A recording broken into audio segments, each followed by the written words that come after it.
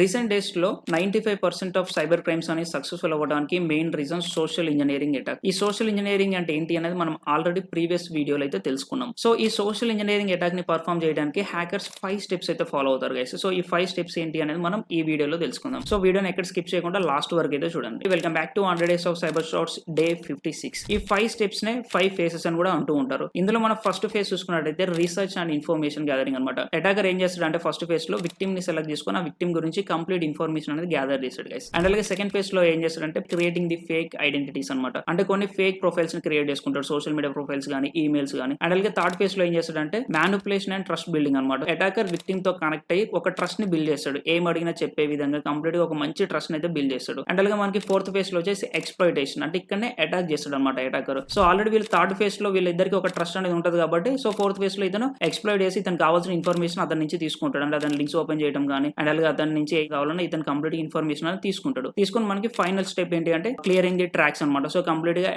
Attack అనేది complete అయిపోయిన తర్వాత అతని ట్రాక్స్ ని క్లియర్ చేసుకొని అతని యొక్క ఫేక్ ప్రొఫైల్స్ అన్నిటిని డిలీట్ చేసుకుని ఎగ్జిట్ అయిపోతాడు గైస్. సో ఈ విధంగా ఈ 5 స్టెప్స్ ఫాలో అవుతూ మనకి సోషల్ ఇంజనీరింగ్ అటాక్స్ అని పాసిబిలిటీస్ ఉంటాయి. అండ్ అలాగే ఈ సోషల్ ఇంజనీరింగ్ లోనే మనకి డిఫరెంట్ టైప్స్ ఆఫ్ మెథడ్స్ అయితే ఉంటాయి అనమాట. సో ఏ మెథడ్ యూస్ చేయాలి ఏంటి అనేది అటాకర్ మనకి ఫస్ట్ ఫేజ్ లోనే అతను ఒక క్లారిటీ అనేది తెచ్చుకుంటాడు అనమాట. సో దాని తర్వాత సెకండ్ ఫేజ్ నుంచి ఎగ్జిక్యూషన్ అనేది స్టార్ట్ చేస్తాడు గైస్.